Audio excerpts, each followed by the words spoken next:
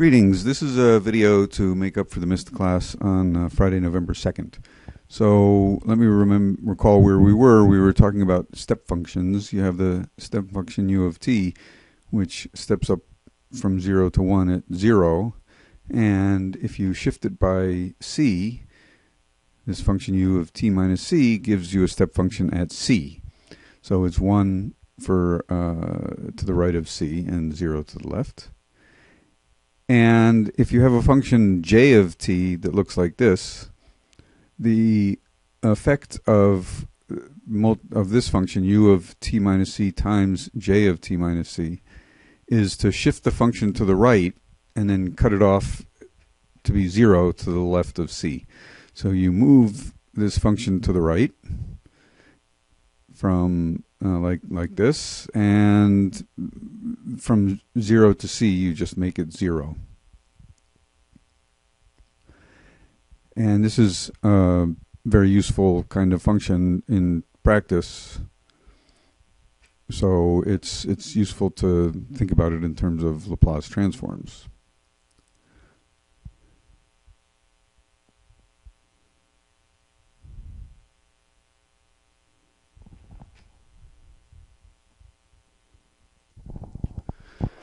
Alright, so here's the formula for the Laplace transform of a translated function, u of t minus c times j of t minus c. It's e to the minus cs times the Laplace transform of j. So that's for any function j. If you translate it like this, the Laplace transform becomes this with the factor of e to the minus cs out front.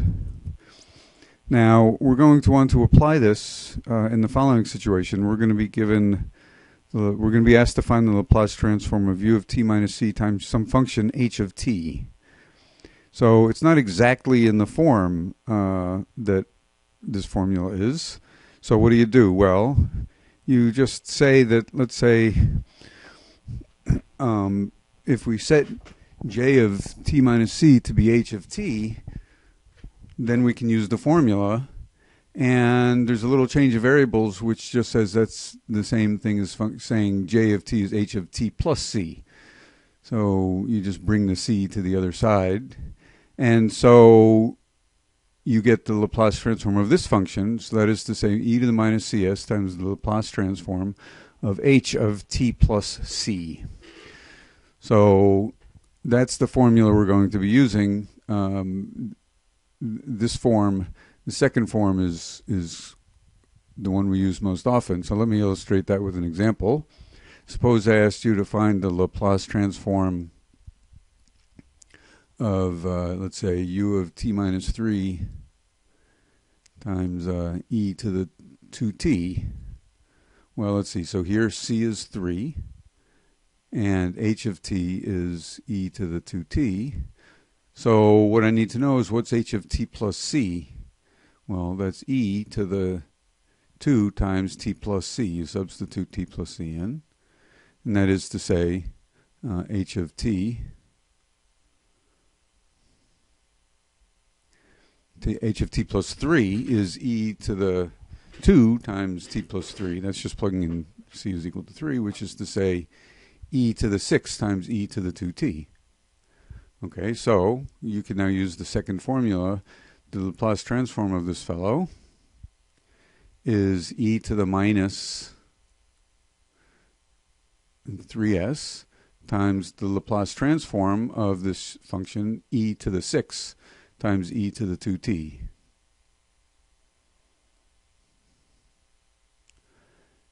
And that's easy enough. E to the 6 is just a constant. So you pull that out, and you get e to the 6th, e to the minus 3s times the Laplace transform of e to the 2t. And we all know what that is. That's 1 over s minus 2.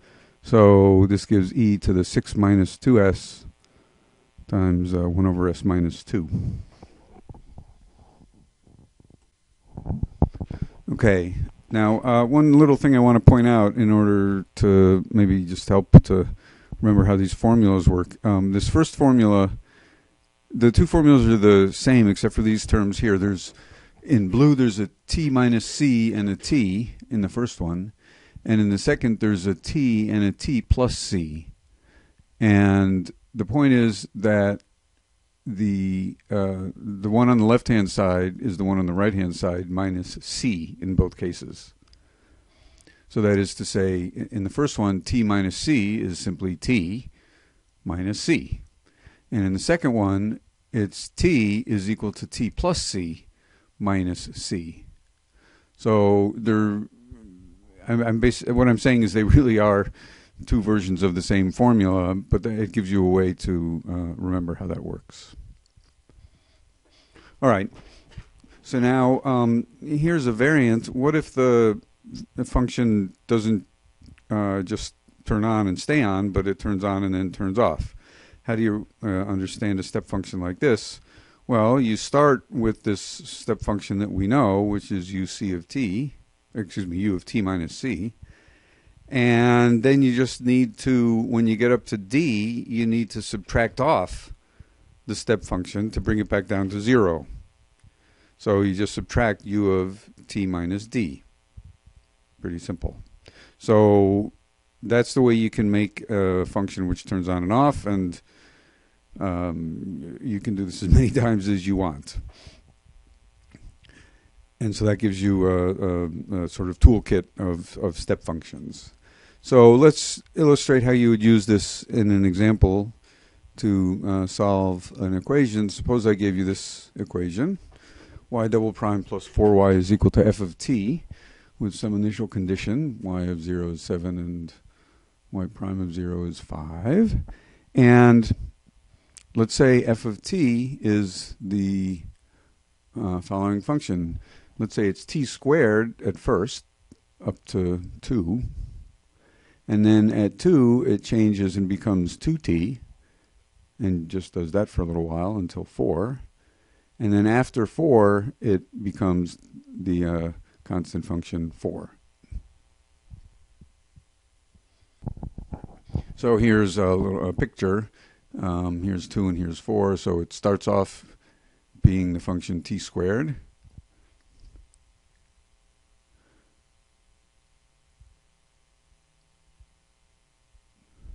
It's a parabola. I'm not going to draw this terribly carefully. And then it's a straight line, and then it's a straight horizontal line, like this. Okay, so how do you solve this using Laplace transforms? Well, obviously you need to compute the Laplace transform of the right-hand side. That's the main new feature here. So you write down this equation. L of y double prime plus 4y is equal to the Laplace transform of f. We know what to do with the left-hand side. The question is about the right-hand side. So let me just write down the left-hand side. We've done this a million times. It turns out to be s squared plus 4 L of y minus 7s minus 5. Those are coming from the initial values. And that's equal to L of f. So you're going to say L of y is equal to, let's see, what is it? 7s plus 5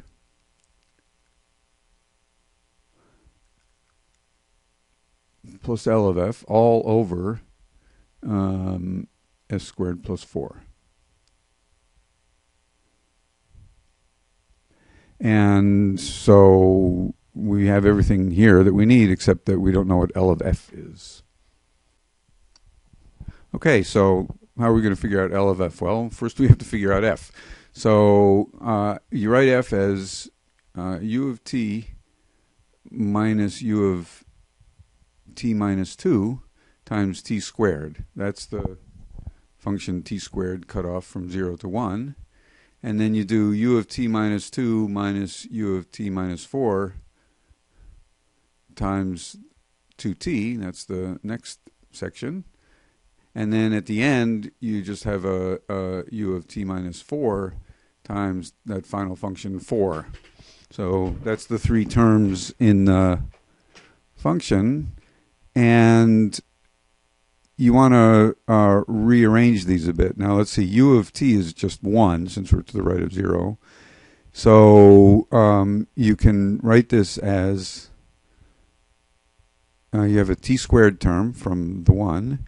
And then let's see, we have two u of t minus 2 terms. So let's group those together. U of t minus 2 times, what is it, t squared. 2t minus t squared. And then there are two u of t minus 4 terms here. So grouping those, you get, let's see, you get a u of t minus 4 times, let's see, it's 4 minus 2t. Okay? So that's f. And that's in a form that we should be able to compute its Laplace transform because I've grouped the u terms correctly. So the Laplace transform, well, there's 3 terms. We know the Laplace transform of t squared. That's just 2 over s cubed. And what's the Laplace transform of u of t minus 2 times 2t minus t squared? Well, let's see. C is equal to 2. And h of t is 2t minus t squared. So what do you have to compute? We want to compute, let's put it over here. Let me recall the formula that the Laplace transform of a function like this is e to the minus cs times the Laplace transform of, here's the crucial point, h of t plus c. So we need to compute h of t plus c in this example. So let's see, you get e to the minus 2s times the Laplace transform of h of t plus c. So that is 2t plus 2 minus t plus 2 quantity squared, which is to say, you just work out the h of t plus c, expand it to t plus 4 minus t squared minus 4t minus 4, and whatever, you cancel some 4's, and you can compute the Laplace transform of this thing. Let's see, 2t minus 4t. So what's on the inside turns out to be you get e to the minus 2s times the Laplace transform of minus t squared minus 2t. And now we can evaluate that. It's, let's see, what's the Laplace transform of minus t squared?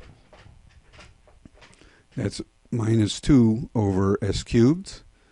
And then minus 2t, you get minus 2 times 1 over s. So that's the Laplace, that's the Laplace transform of that term, and I'll just write it a little more, write it like this, okay?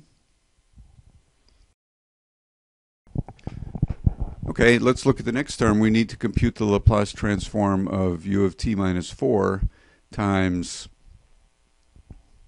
4 minus 2t. So that's, again, e to the minus 4s times the Laplace transform of 4 minus 2 times, replace t with t plus 4. And so that's e to the minus 4s times the Laplace transform of, let's see, 4 minus 2t minus 8 is minus 4 minus 2t.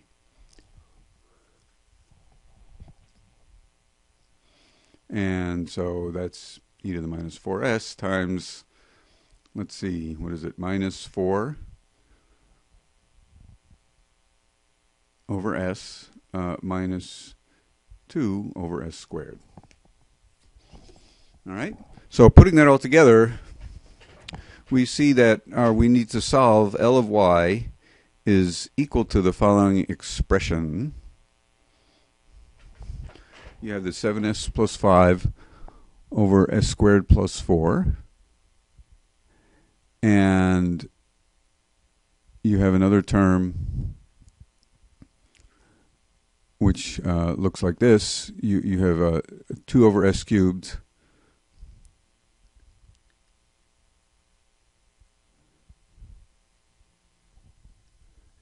then you have this term e to the minus 2s minus 2 over s cubed minus 2 over s squared, and finally e to the minus 4s, this last term, and I just realized I forgot to divide all these last few terms by s squared plus 4.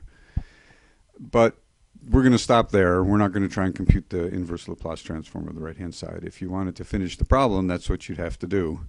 But enough is enough.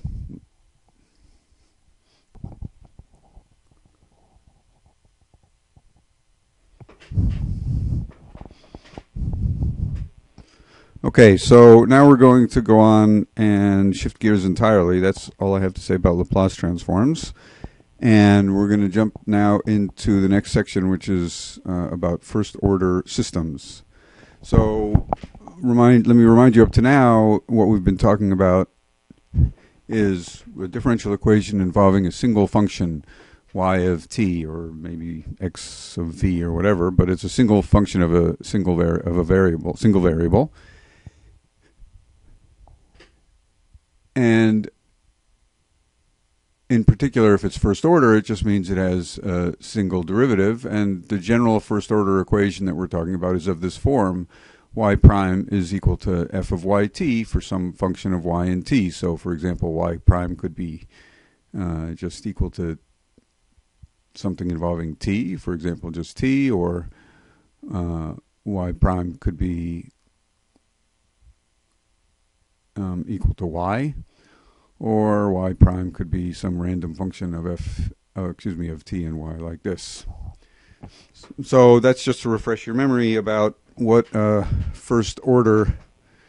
general first order equation is. And so now we're going to do the same thing, except that instead of one function, we're going to have more than one. That's what the word system refers to.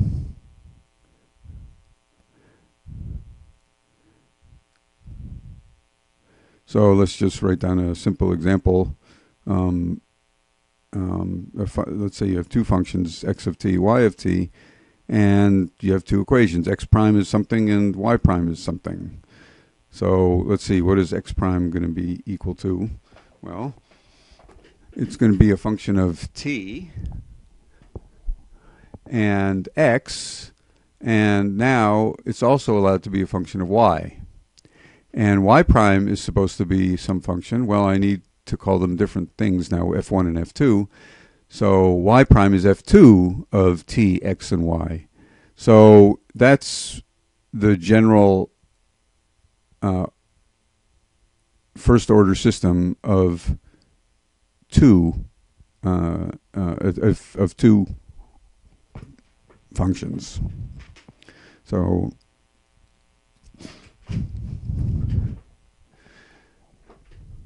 let's look at a particular example. Suppose I gave you the equation x prime is equal to, I don't know, x, and y prime is equal to minus y. How would you solve this system? Well, it's not really a system, because x and y are just independent. They're just two separate equations. One is for x and one is for y. So strictly speaking, this is a system, but it's really just two equations. And you know that x of t is c e to the t, and y of t is d e to the minus t. So that's not anything really new. But suppose you switched the right-hand side and you wrote x prime is equal to y, and y prime is equal to minus x. Now, this is a system. X and y are mixed up together. This is what's called coupled. You can't just solve them separately. It's somehow a system that has to be solved all at once. And let's just see. I'm going to tell you what the answer is. We'll learn how to figure this out later. It turns out that x is equal to a cosine of t plus b sine of t. And then y is minus a sine of t plus b cosine of t. And let's check, y is indeed equal to x prime. And let's compute y prime. Y prime is equal to, let's see, minus a cosine minus b sine. And let's see, y prime is supposed to equal minus x, which it does. So that's just to illustrate not how you solve the equation, but I've written down the solution and just confirmed that, in fact, it satisfies the given equations. All right, so let's write down the general first-order system of equations. So we're going to be given functions x1 of t and xn of t, so n functions. And we're going to be given first-order equations for each one. So the derivative of x1 is some function of t and all of the x's. And the derivative of x2 is some other function, f2, also depending on t and all of the x's. And so on down to fn. The derivative of xn is equal to fn times a function. And this f1 through fn are arbitrary functions of those variables. So that's the form of the general first-order system of n equations. Now, it's quite convenient to use vector notation here to simplify things. So I'm going to write the vector x of t is shorthand for this x1 of t through xn of t. And I'm going to write dx dt for the derivatives of those functions, written as a vector. dx1 dt down to dxn dt.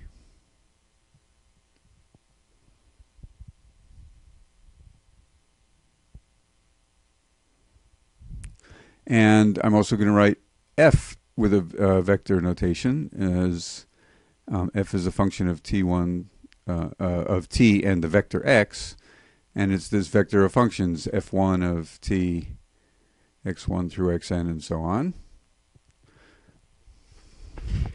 So now the original equation can be written much more concisely as a vector equation. Like this, you just get the equation that dx dt is equal to this vector function f of t and the vector x. So this is really just shorthand for the system of equations that I wrote down on the previous page. But it's extremely convenient shorthand, and we'll be using it quite a bit. Now remember, if you're talking about a single first-order equation, anything beyond the linear equation can be quite hard. So for systems, it must be even more so. So we're going to focus largely on linear systems. So what's a linear system? Well, it's one where this derivative of x1 is a linear combination of the x's. So